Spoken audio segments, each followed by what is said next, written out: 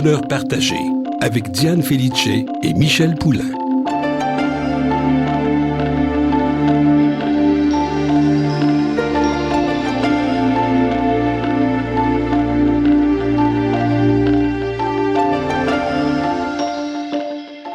Bonjour mesdames, messieurs, bienvenue à Bonheur partagé sur les ondes de Radio-VM, l'émission du cœur, l'émission de la générosité. Bonjour Diane. Bonjour Michel. Nous recevons deux personnes exceptionnelles encore aujourd'hui à Bonheur partagé. Vraiment très exceptionnel, Michel.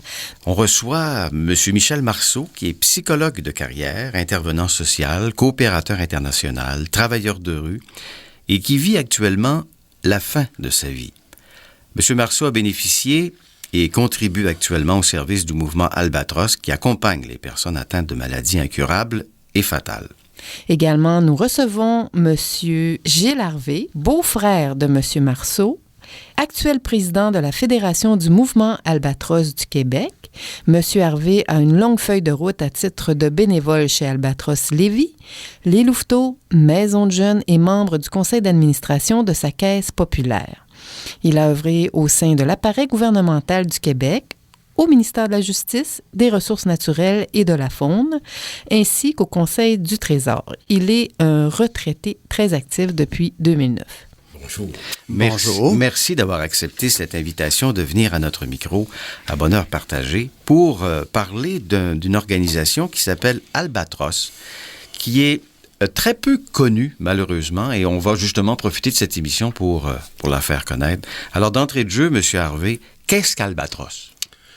Eh bien, Albatros, c'est un mouvement bénévole dont la mission est l'accompagnement des personnes en fin de vie. Sa mission consiste donc à soutenir des bénévoles qui, eux, vont accompagner les gens qui sont en fin de vie. Notre objectif, c'est de faire en sorte qu'il y ait le moins possible de personnes qui meurent seules. Ce mouvement-là, c'est pas d'hier que ça existe. Hein? On va fêter cette année nos 35 ans d'existence. Ça a été créé par une religieuse, Sœur Pearl, à Trois-Rivières, il a 35 ans. Sœur Pearl était dans le milieu hospitalier et avait noté qu'il y avait beaucoup de personnes qui mouraient seules dans les chambres. Et elle se désolait de ça. Et là, avec un petit groupe, elle s'est mise à regrouper des gens puis pour faire l'accompagnement. Et de fil en aiguille, elle avait un sens de l'entrepreneuriat un peu commun. Elle a créé ce mouvement-là et à Trois-Rivières, mais elle a essaimé dans différentes villes du Québec. De telle sorte qu'aujourd'hui, c'est au-delà de 1000 bénévoles qui sont au sein d'Albatros, dans l'une ou l'autre des corporations qu'on retrouve. On en retrouve 16 au Québec, dans différentes villes. Québec, Montréal, Sherbrooke, pas Sherbrooke, mais Drummondville, Victoriaville, Mont-Laurier, 16 à l'échelle du Québec. Je disais tantôt que la mission, c'est l'accompagnement des personnes en fin de vie, mais faut dire aussi que en accompagnement des personnes en fin de vie, on le fait à domicile. Là où se trouve la personne, à domicile, en résidence, là où est à l'hôpital. Et souvent, on est à domicile. Et donc, ça donne aussi un répit au proche aidant, parce qu'il faut savoir qu'à domicile, le proche aidant, la conjointe ou le conjoint qui supporte, qui aide, qui soutient son conjoint qui est en fin de vie, c'est très exigeant. Alors, les 3 heures ou les 6 heures ou les 9 heures par semaine où on va à domicile, mais ça donne un 3 heures, un 6 heures ou un 9 heures de répit un peu à cette personne-là qui peut aller faire ses commissions, qui peut aller se faire coiffer. Respirer, aller pleurer aussi chez une amie. Mm-hmm. C'est important. Des fois, on les voit revenir, les yeux sont rouges, mais ils sont un peu libérés. Ils ont pu communiquer, ils ont pu parler avec des amis. Quand ils reviennent, ils sont plus sereins, souvent de fois. Alors, c'est un aspect important de la mission d'Albatros aussi, le répit aux proches aidants. L'autre chose aussi auquel on tient beaucoup, c'est la formation. Donc, une mission à 3 volets. Accompagnement, répit et formation. Pourquoi formation? Parce qu'on ne s'improvise pas accompagnateur d'une personne en fin de vie. On a élaboré, Albatros, au fil des ans, a élaboré une formation qui aujourd'hui est reconnue par le ministère des Santé et Services sociaux. On s'est collé sur les exigences du ministère en matière d'accompagnement des personnes en fin de vie. Alors, cette formation-là, qui est d'une durée de 36 heures, répartie sur 12 semaines. Puis c'est important pour nous, 12 semaines. C'est pas deux fins de semaine, là. C'est 12 semaines. À chaque semaine, il y a 3 heures où les personnes viennent recevoir le peu de formation, l'intègrent pendant la semaine, reviennent la semaine suivante, pendant 12 semaines comme ça. À la fin de tout ça, là, on peut dire, suite à une entrevue, là, on peut dire que cette personne-là est prête à accompagner quelqu'un en fin de vie. C'est sérieux. C'est très sérieux. Et on encadre bien. Il faut aussi encadrer et soutenir ces bénévoles-là. Donc, on s'improvise pas, là. On n'entre pas comme ça chez des gens en fin de vie pour dire, je m'assois puis je vais t'accompagner. Wow. c'est beaucoup plus exigeant que ça, à certains points. Et exigeant dans le sens, on a besoin de puiser dans nos ressources, dans ce que nous sommes, pour être présent à celui qui quitte. On est là pour accompagner la personne, pas pour vivre notre aventure, pour accompagner l'autre dans son aventure. Vous parliez tout à l'heure de 1000 bénévoles. Comment vous faites pour maintenir le service avec autant d'efficacité? 16 cellules, 1000 bénévoles, c'est toute une organisation. Oui, c'est toute une organisation. Faut comprendre que on a mis en place une structure organisationnelle assez efficace. Une fédération, donc, qui est basée à Trois-Rivières, dont la mission est de supporter les administrateurs de chacune des 16 cellules, les aider dans leur financement, les aider dans leur organisation. OK? L'autre mission de la fédération aussi, c'est la promotion du mouvement. Les 16 cellules ou organismes, leur mission à eux, c'est justement de supporter et d'encadrer les bénévoles qui, eux, rendent le service. Et chaque organisme a ses comités permanents, comité formation, comité accompagnement, comité gestion des bénévoles. Alors, il y a une structure qui existe, qui est en place et qui aide les administrateurs bénévoles, parce que tout ça, évidemment, se fait de bénévolement. Il y a très, très peu de permanents dans notre organisation. Alors, tout ça se fait bénévolement, mais dans une structure telle que ça permet de soutenir les 1000 bénévoles. Plus de 1000 bénévoles à la grandeur du Québec dans l'exercice de cette mission-là. Avant de passer à M. Marceau, il y a une chose sur laquelle je voudrais revenir, M. Harvey, c'est que sur votre site Internet, vous expliquez pourquoi ça s'appelle Albatros. Et c'est une image absolument extraordinaire. Oui. Vous pouvez nous l'expliquer, parce que l'albatros, c'est un gros oiseau qui a de la difficulté à partir, à prendre son envol. Oui. Ça, c'est un héritage de Sœur Pearl. C'est elle qui a choisi cette image de l'albatros, ce grand oiseau de mer qui peut rester en vol des heures et des heures, des jours, dit-on. Mais quand, à l'occasion, il se pose sur le quai d'un bateau, il est très maladroit dans ses grandes ailes. Ses ailes sont tellement grandes qu'il s'enfarge. On dit qu'il s'enfarge dedans, puis là, il marche tout croche sur le pont. Et souvent, les matelots riaient de l'albatros parce qu'il était maladroit. Alors, quand il est au sol, il est maladroit. Quand il est dans les cieux, il est très majestueux. L'image qui est forte aussi, c'est que l'albatros, pour s'envoler, doit être sur un promontoire. Il ne peut pas s'envoler à partir du sol. Il doit être en hauteur et il doit se lancer dans le vide. Les gens que l'on accompagne sont souvent dans cette situation-là, de se lancer dans le vide. Et à ce moment-là, il faut qu'ils fassent confiance à leurs ailes. Et quand ils font confiance, ils s'envolent avec grande majesté. C'est l'image que Sœur Pearl voulait nous laisser. Et c'est pour ça qu'on a l'albatros comme emblème chez nous. Monsieur Marceau, d'abord, merci d'être venu à notre micro. C'est un grand bonheur. Vous vivez actuellement des moments vraiment très intenses. C'est assez unique. Vous le dites vous-même que vous vivez la fin de votre vie. Qu'est-ce que vous voulez dire exactement? Bon, c'est simple, mais en même temps, j'ai pris quelques notes là, face à vos questions. Alors, s'il y a un petit aspect lecture, vous m'en excuserez, c'est pour éviter les inconvénients là, de la concentration qui est un petit peu modifiée avec la médication et l'état dans lequel je suis. Et c'est que ma situation, c'est un cancer incurable. Il y a une date d'expiration. Alors, j'étais en fin de travail, je commençais ma retraite.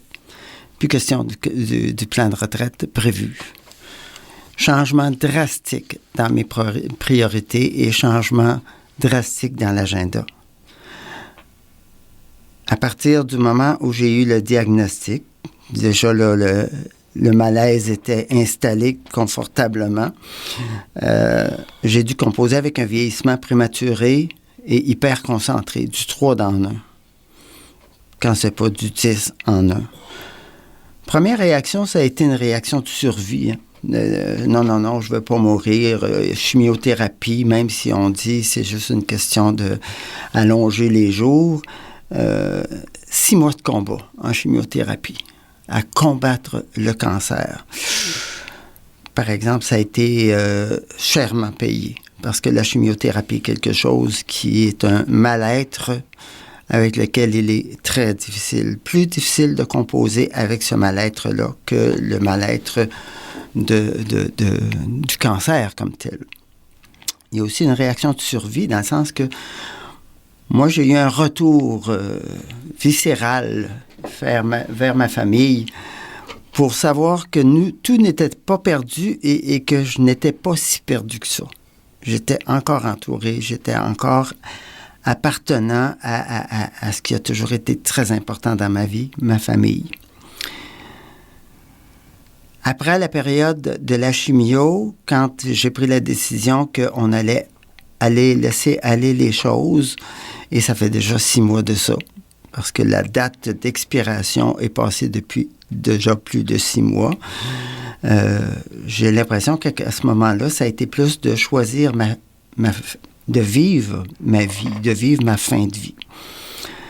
Et ça, c'est à partir beaucoup de ce que j'ai pu vivre avec Gisèle, ma conjointe, lors des périodes qu'on passait chez eux pour la chimiothérapie. Et là, de passer peut-être plus à une phase d'acceptation, de lâcher prise là, par rapport aux peurs, par rapport aux tristesses, d'une adaptation là, de l'agenda qui maintenant est géré au jour le jour, et d'une médication là, pour gérer la douleur, et de la communication qui s'est développée pour gérer les souffrances du cœur.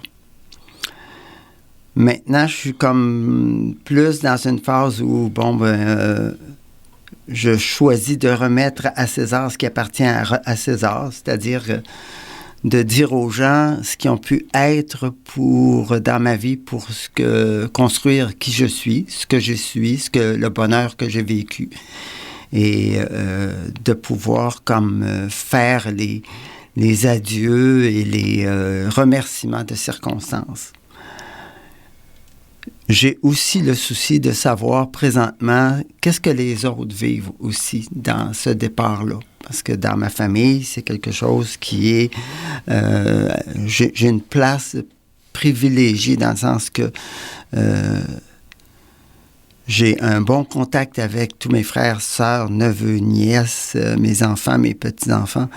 Et c'est important pour moi aussi de savoir que je vis quelque chose d'intense, mais eux aussi. Alors, on est rendu là. On va faire une première pause musicale, M. Marceau, et vous nous avez apporté « Quand on a que l'amour » de Jacques Brel. Pourquoi? Parce que s'il y a quelque chose d'essentiel dans la vie, c'est bien l'amour. Et que l'amour va répondre à tous les besoins fondamentaux, beaucoup plus que n'importe quoi d'autre. Alors, j'ai choisi cette chanson-là. Quand on n'a que l'amour à s'offrir en partage au jour du grand voyage qu'est notre grand amour. Quand on n'a que l'amour, mon amour, toi et moi, pour qu'éclate de joie chaque heure et chaque jour.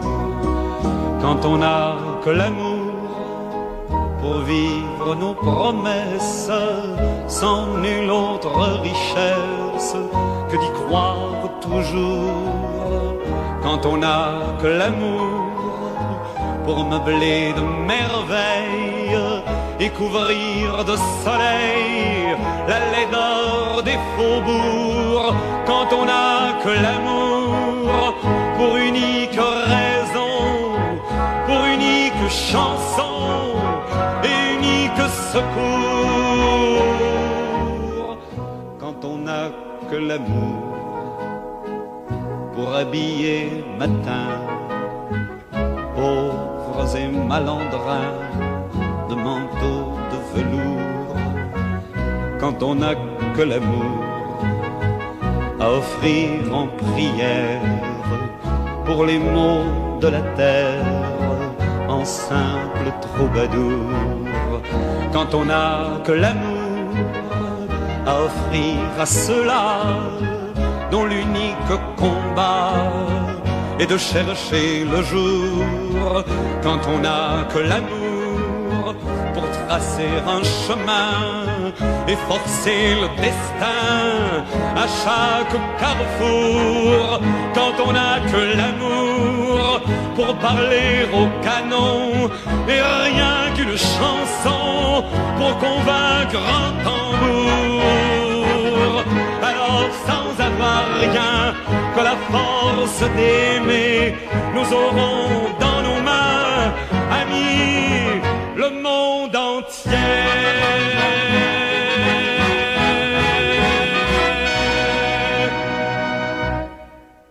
De retour à notre émission Bonheur partagé, une émission que je qualifierais d'un peu particulière. Nous recevons M. Michel Marceau, qui est psychologue de carrière et qui est en fin de vie, avec son beau-frère, M. Gilles Harvey, et qui est aussi président de la Fédération du mouvement Albatros du Québec. Monsieur Marceau, en quoi le mouvement Albatros vous a permis de passer à travers cette période? En fait, ça vous a été d'un précieux soutien en quoi? C'est bien particulier et je vous dirais que j'ai été très privilégié parce que, contrairement à la formule habituelle là, où un membre Albatros se rend chez quelqu'un pour l'accompagner, moi, j'ai eu le bonheur de tomber par l'intermédiaire de Gilles dans le nid des Albatros. Et de pouvoir, avec Gilles, avoir un accompagnement personnalisé ou en tout cas des occasions de partagé incroyable, et avec les rencontres que j'ai eues aussi, et ces rencontres-là, ça a été avec les gens de Albatros Lévis et à l'Assemblée générale de tous les membres d'Albatros, où j'ai pu comme partager aussi là, les réflexions, disons, que je m'étais comme donné comme objectif de contribution à Albatros, parce que, bon, dans ma carrière, j'ai travaillé en relation d'aide, et je disais à Gilles, je te jalouse un peu là, de pouvoir faire, après ta carrière, du bénévolat à partir des compétences que tu as développées durant toute ta vie de travailleur, et que tu puisses comme offrir ça gratuitement aux gens. Je voulais faire pareil.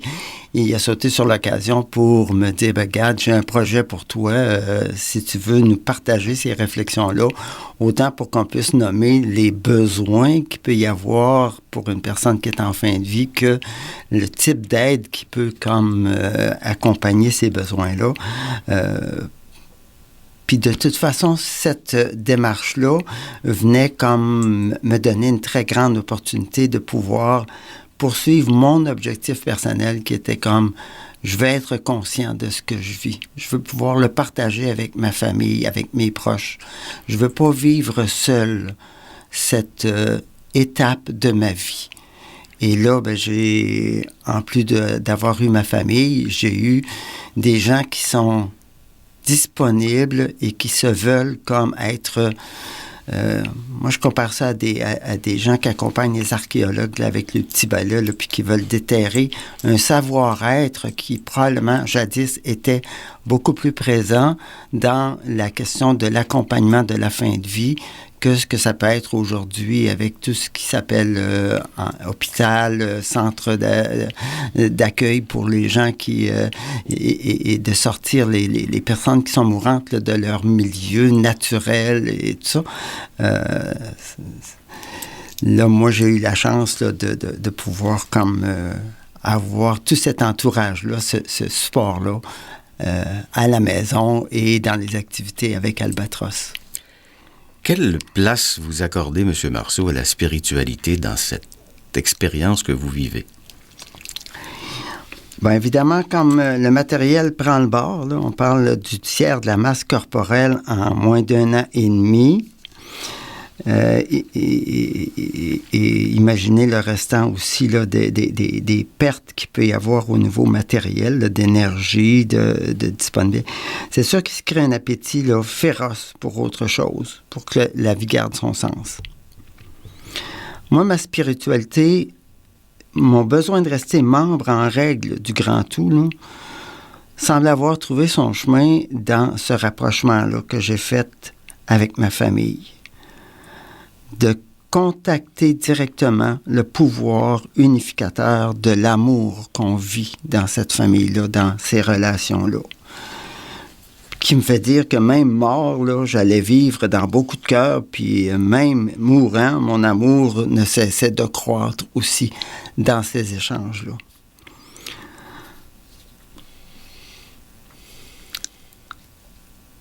Avec l'amour, je peux vivre l'éternité. Dans l'ici et maintenant. Et d'ailleurs, on m'a rappelé dans ces échanges-là que nous sommes tous des êtres spirituels qui vivons des expériences humaines plutôt que des êtres humains qui vivons à l'occasion des expériences spirituelles. Alors, présentement, pour moi, tout devient de l'ordre du spirituel, ou tout se tend vers devenir de l'ordre du spirituel, ou alors c'est mon regard qui se modifie ou qui défaille peut-être, là, ou qui se prépare à vivre dans la lumière qui donne vie à toute chose, mais où ni l'espace ni le temps ne lui font ombrage. Je crois que la vie est bonne jusqu'à la dernière goutte, mais que ma vie n'est qu'une goutte dans l'océan de la vie. Alors cette unification avec la vie, avec la nature, avec la vie après la vie, c'est la modification, je pense, la plus fondamentale qui se passe présentement dans ma démarche de fin de vie. Monsieur Harvey, on l'a dit tout à l'heure en présentation, Monsieur Marceau est votre beau-frère. À titre d'intervenant au sein d'Albatros, comment vous vivez cette situation? Vous l'avez entendu comme moi, réfléchir. Ça fait des années qu'on jase ensemble, Michel et moi. Ça fait des années qu'on échange ensemble, qu'on philosophe ensemble. J'ai le très grand privilège d'être celui qui est avec lui, qui philosophe encore avec lui, qui est encore en train de se conscientiser dans ce qu'il vit actuellement.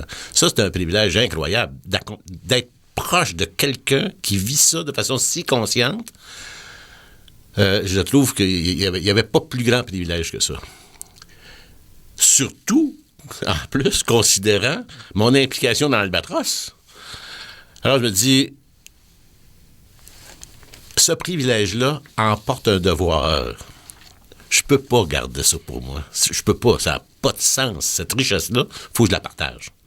Et c'est pour ça que je disais à Michel, Michel, il faut que tu parles à d'autres. Il faut que d'autres t'entendent. Il faut que d'autres entendent ça, puissent bénéficier de ce partage-là. C'est ça qui a été ma motivation d'amener Michel à l'Assemblée générale, faire la vidéo, convoquer des journalistes, puis aujourd'hui, je tenais beaucoup à venir ici pour que vos auditeurs entendiez ce message-là. Moi, je l'entends dans mon salon. Mais il ne faut pas que ça reste là, ça. C'est riche. C'est riche, c'est incroyable. T'sais. Fait que c'est ça que je voulais. C'est comme ça que je me sens aujourd'hui dans ce contexte-là. Prochaine pièce musicale, Claude Léveillé, M. Marceau, Les rendez-vous. Les rendez-vous. Les rendez-vous qu'on a manqués. J'ai choisi cette pièce-là d'abord et avant tout en pensant à mes enfants. Comme si, à quelque part, dans les grandes tristesses que je peux vivre, avec lesquelles je dois vivre en fin de vie, c'est peut-être d'avoir, à un moment donné, comme pas été suffisamment présent. De ne pas avoir été au rendez-vous quand il y avait besoin de moi. De ne pas avoir profité de certaines occasions, certaines personnes avec qui j'aurais pu vivre davantage, plus intensément, ou des choses comme ça. Il y a une part de tristesse, mais en même temps, beaucoup plus, je pense, un message de dire faut pas manquer les rendez-vous que la vie nous offre. Faut pas manquer les opportunités que la vie nous offre pour être en amour avec les gens, être en relation avec les gens, être branché à ce qui est essentiel dans la vie, je pense, c'est ce contact humain. Garderez-vous parmi vos souvenirs ce rendez-vous où je n'ai pu venir. Jamais, jamais vous ne saurez jamais si ce n'était qu'un jeu ou si je vous aimais.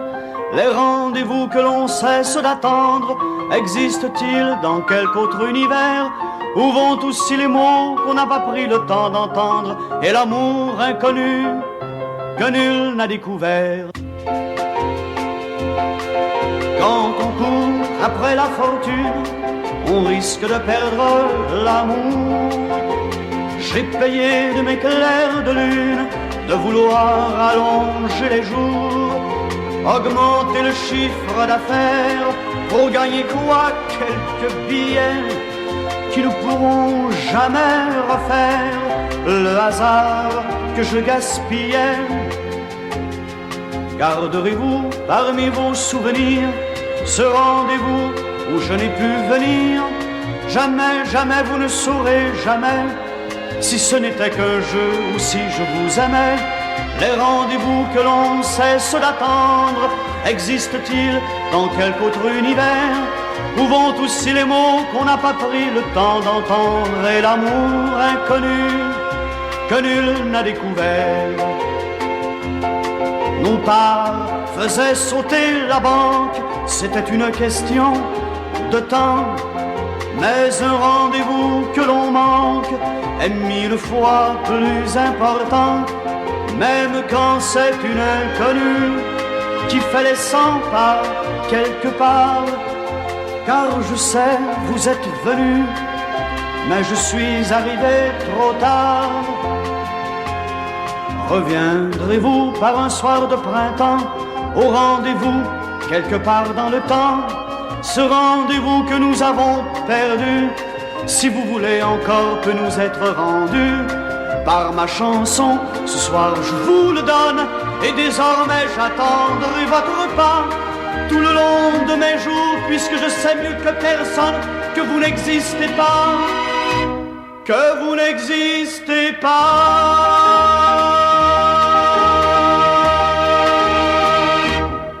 Vie financière, une présentation du groupe Piché-Blondin de chez RBC Dominion Valeurs Mobilières. Écoutons M. Denis Piché, vice-président et gestionnaire de portefeuille et administrateur de sociétés certifiées du Collège des administrateurs. Monsieur Piché, vous m'avez dit à plusieurs reprises que votre travail consistait à s'occuper de la vie financière de vos clients. Pourriez-vous m'expliquer ça davantage? Notre travail consiste en premier lieu à bien gérer le patrimoine financier de nos clients. Toutefois, nous devons couvrir également toutes les facettes de leur vie financière, c'est-à-dire bâtir un plan financier, transférer de façon efficace leur patrimoine, aider aux études de leurs enfants et de leurs petits-enfants, ainsi qu'aborder avec eux le sujet du portefeuille d'assurance vie et en faire une analyse. De plus, Comme nous sommes associés à la plus grande institution financière au pays, il nous est facile de vous référer à tous nos partenaires du groupe financier Banque Royale.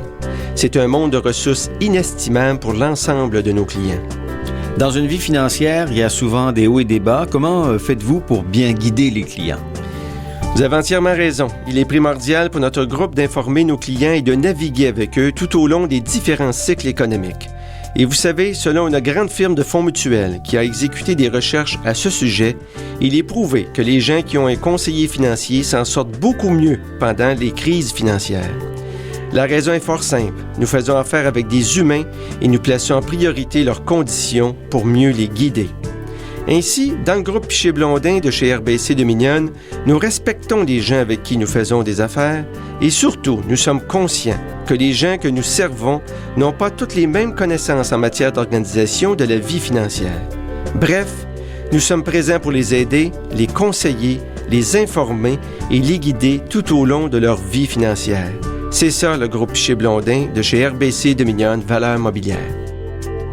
C'était Vie financière avec M. Denis Piché, vice-président et gestionnaire de portefeuille chez RBC Dominion Valeurs Mobilières. Pour information, composez le 450-686-1075 ou consultez le site Internet groupepiché-blondin.com. RBC Dominion Valeurs Mobilières est membre du Fonds canadien de protection des épargnants.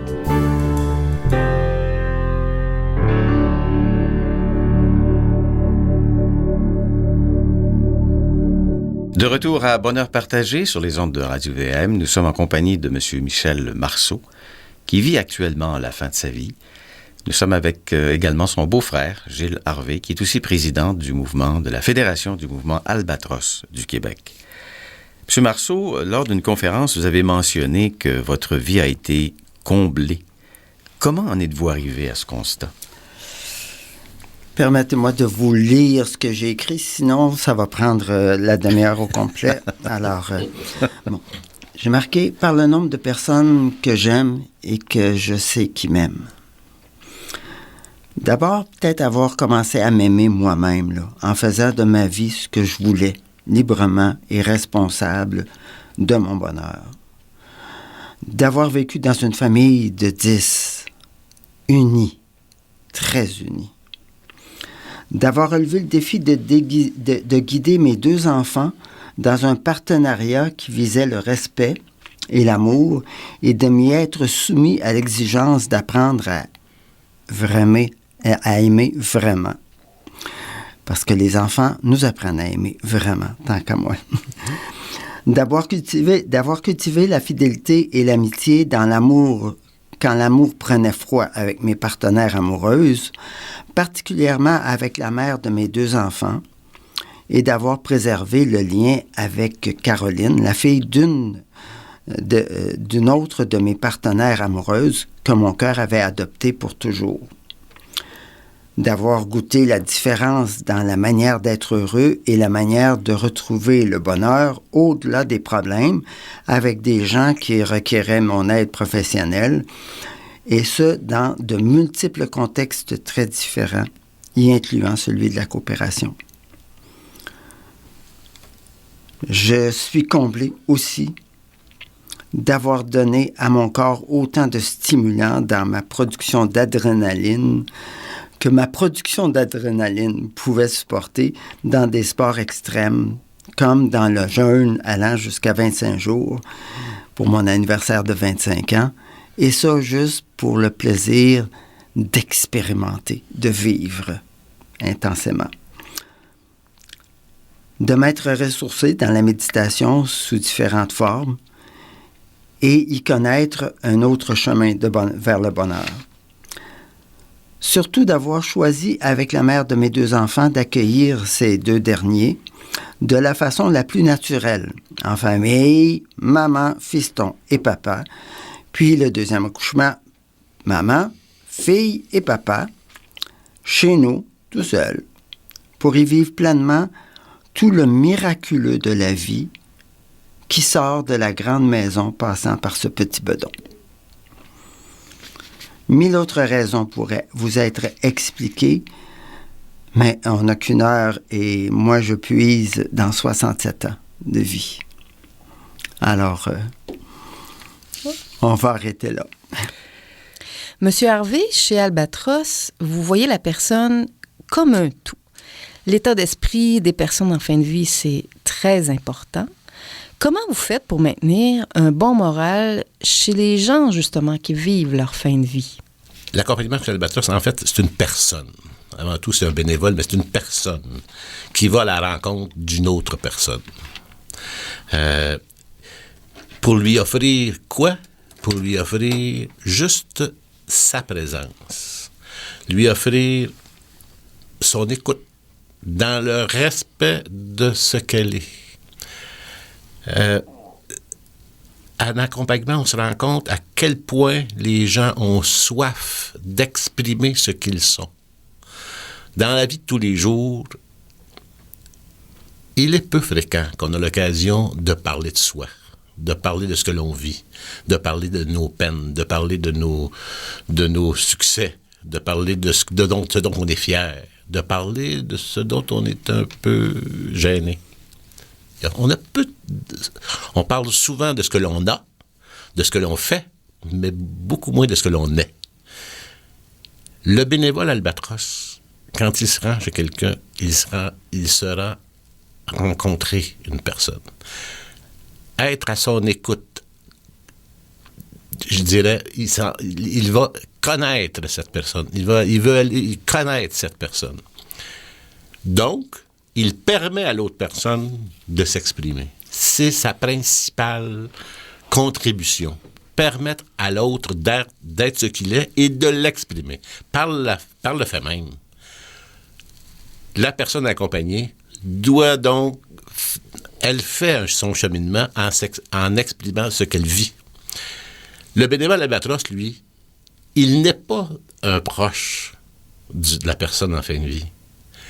Il peut donc recevoir des confidences, OK, que la personne en fin de vie n'est peut-être pas toujours prête à faire à son conjoint, de peur de le blesser, de peur de l'accabler. Alors, ses craintes, la personne peut l'exprimer à l'accompagnateur. L'accompagnateur, il aide ainsi la personne en fin de vie à devenir ce qu'elle est en fin de vie, plutôt que ce qu'elle était quand elle était vive, quand elle était en pleine forme. Ça passe par toutes sortes de petits moyens, de toutes sortes de petites activités. J'ai accompagné des personnes pendant plusieurs mois et l'activité à laquelle on s'adonnait, c'était de jouer au crib. J'ai appris à jouer au crib pour accompagner M. Paul. On a passé des heures à jouer au crib. On ne s'est pas parlé beaucoup, mais on s'est parlé. Et à l'occasion, entre une partie ou l'autre, M. Paul me disait, il me livrait ce qu'il avait vécu avec Rosanette. Ce qu'il se préparait à vivre, la crainte qu'il avait. En 3 mots, un ancien militaire, ça parle pas beaucoup. Alors, mais c'était à travers cette activité-là. Et quand j'arrivais, Gilles, mon joueur de crib, je suis content que tu arrives l'après-midi. Bon, on arrivait là, puis on se mettait à table. C'était le rayon de soleil. C'était la douce brise qui rentrait dans la cuisine. Mais c'est extraordinaire que d'être bénévole et être un rayon de soleil pour quelqu'un. C'est ce que l'on s'attache à être. Et pour faire ça, il faut se brancher sur ce que l'on est là, à ce moment-là précis. Et laisser derrière soi, mon auto qu'il faut que j'aille porter au garage, mon toit qui coule ou n'importe quoi, il faut que tu laisses ça derrière. Et là, être présent à l'autre. Le bonheur, là, c'est dans l'instant présent. Hein? Et quand on est présent à quelqu'un d'autre qui est dans ma... On est totalement à l'écoute de l'autre. On est dans l'instant présent. Et ça nous permet d'être la brise. Ça nous permet d'être la fin de journée. Vous savez, les belles journées d'été, chaudes, quand arrive le soir, après souper, on est dehors, et on entend un peu les grillons, là, et là, c'est un peu frais. Et là, on s'assoit, on se dépose après la journée. C'est cet état-là que l'on veut créer c'est cette atmosphère-là que l'on veut fournir à celui qu'on accompagne. Donc, on entre dans la maison et on voudrait que ce soit une fin de journée, une fin d'été, une belle période. 3 heures, là, après souper, en fin de journée. C'est la fin de journée de celui qu'on accompagne. Monsieur Marceau, juste avant de passer à la prochaine pièce musicale, vous avez parlé un peu de la famille. La famille occupe une grande place pour vous. Quelle place elle occupe dans cette étape de votre vie? En comparaison à quand j'étais jeune, où ma famille me servait de rampe de lancement pour partir vers tous les univers que j'ai voulu explorer, et avec une rampe de lancement suffisamment solide pour me propulser très loin. Aujourd'hui, je vis ça plus comme l'enclos dans lequel veut se retrouver la nuit venue l'animal qui vit en groupe, l'animal qui vit en société, le cheval, l'alpaga, pour vivre à la fois cette sécurité et cette tranquillité d'esprit que tu n'es pas tout seul. Ma famille, dans le fond, est à mon âme ce que la morphine que je prends est à la douleur qui accompagne mon cancer. Pour vous dire que l'amour que j'y retrouve est justement ce pont qu'il me faut pour traverser la rivière de mes larmes et de mes peines, et ce pont qui m'aide à surpasser le précipice de mes peurs. C'est par l'échange et la présence de ma famille que je peux vivre ça. De plus, je vous dirais que la présence de ma famille, avec la présence de ma famille, j'ai moins peur de frapper aux portes de l'éternité. La prochaine pièce, c'est L'Armée rouge, rien de moins, Evening Bells. Je vais vous la présenter. Ah, M. Harvey, à vous les honneurs. C'est mon choix. Et je voulais recréer cette atmosphère de fin de journée, cette atmosphère que Michel vient d'évoquer, de sérénité, de douceur, de calme. Evening Bells, le titre, c'est les cloches de la fin de journée, les cloches du soir. Et l'Armée rouge, c'est le chœur de l'Armée rouge qui nous livre ce chant folklorique russe. Un chœur d'homme que l'on sent le cœur plein. Et c'est cette atmosphère-là que l'on veut, que l'on souhaite pour chacun des personnes que l'on accompagne en fin de vie.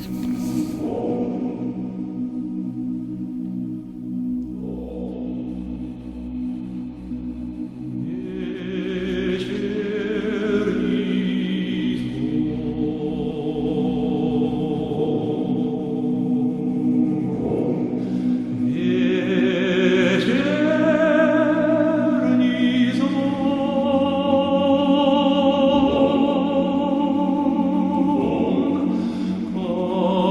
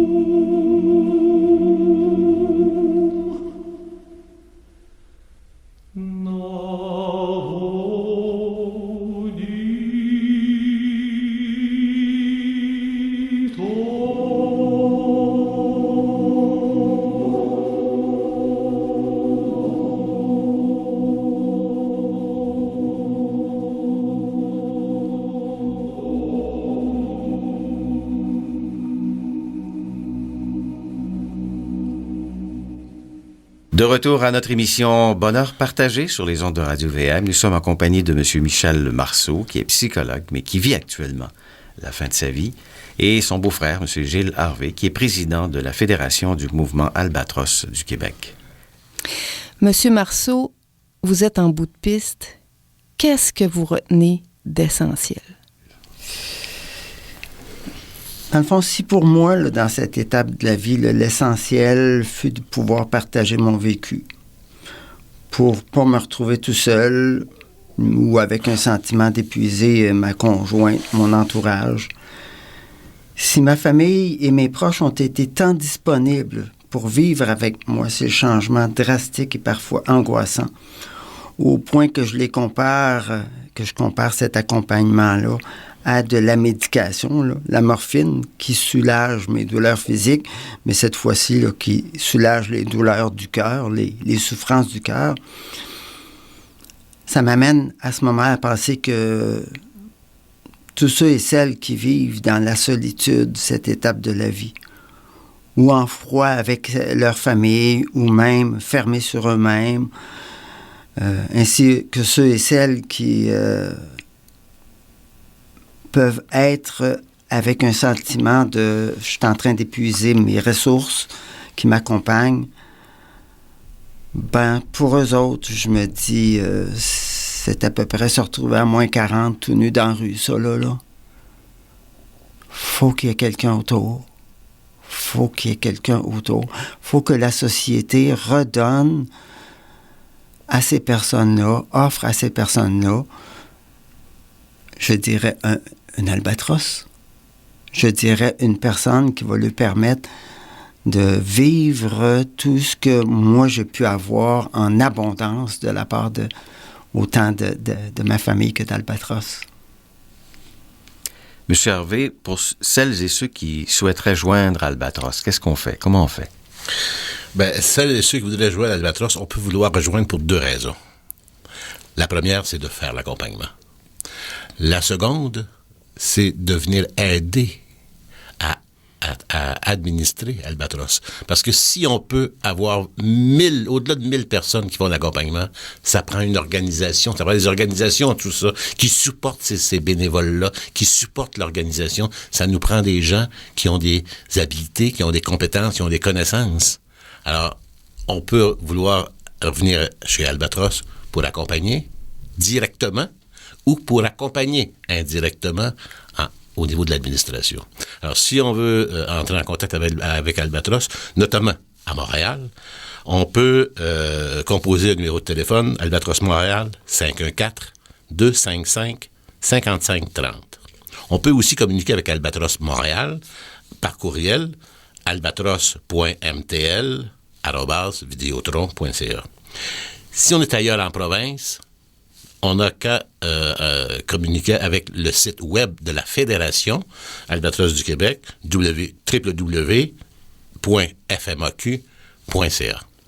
Et sur ce site-là, on a les liens, on a les informations nécessaires pour communiquer avec quelques corporations, que ce soit à travers le Québec. J'invite vraiment les personnes à joindre les rangs d'Albatros, soit à titre d'administrateur ou à titre de bénévole. Le bénéfice que l'on tire de cette contribution-là est de loin supérieur au coût que ça nous demande. Alors, vraiment, faites-le. Faites-vous un cadeau. Joignez Albatros. Donc, très facile aussi sur les moteurs de recherche. On fait Albatros et vous allez avoir la description de l'oiseau, mais vous allez avoir aussi l'organisme qui a accompli des choses absolument extraordinaires. Nous sommes déjà dans les dernières minutes de l'émission et nous allons avoir une pièce musicale de Jean Ferrand qui va terminer cette émission après nos présentations. Mais M. Marceau, nous souhaitons vraiment vous laisser le mot de la fin de cette émission. Merci, mais je suis pas rendu à la fin encore de ma vie. Je parle de la fin de l'émission.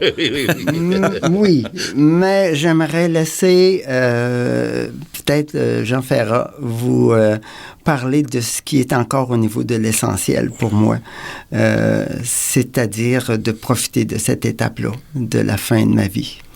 Et tout en étant conscient et heureux de pouvoir vivre ce que je vis en chantant que c'est beau la vie. M. Marceau, M. Harvey, merci infiniment d'être venu à cette émission. À la co-animation, Diane Felice, à la régie, Daniel Fortin, en collaboration avec Vital Côté. Ici Michel Poulain qui vous donne rendez-vous la semaine prochaine pour une autre émission Bonheur partagé. Vous pouvez entendre cette émission sur le site Internet de Radio-VM sous les onglets « Écoutez, émissions archivées » et faites le choix de l'émission « Bonheur partagé » dans l'onglet « Sélectionner une émission ». Vous pouvez aussi nous suivre sur la page Facebook de Radio-VM. Nous vous invitons à demeurer à l'écoute de Radio-VM. Le vent dans tes cheveux blonds, le soleil à l'horizon, quelques mots d'une chanson, que c'est beau la vie. Un oiseau qui fait la roue sur un arbre déjà roux, et son cri par-dessus tout, que c'est beau la vie. Tout ce qui tremble et palpite, tout ce qui lutte et se bat, tout ce que j'ai cru trop vite, à jamais perdu pour moi. Pouvoir encore regarder, pouvoir encore écouter, et surtout pouvoir chanter, que c'est beau la vie. Le jazz ouvert dans la nuit, sa trompette qui nous suit dans une rue de Paris, que c'est beau la vie. La rouge fleur éclatée d'un néon qui fait trembler nos deux ombres étonnées, que c'est beau la vie. Tout ce que j'ai failli perdre, tout ce qui m'est redonné, aujourd'hui me monte aux lèvres en cette fin de journée. Pouvoir encore partager ma jeunesse, mes idées, avec l'amour retrouvé, que c'est beau la vie. Pouvoir encore te parler, pouvoir encore t'embrasser, te le dire et le chanter, oui c'est beau la vie.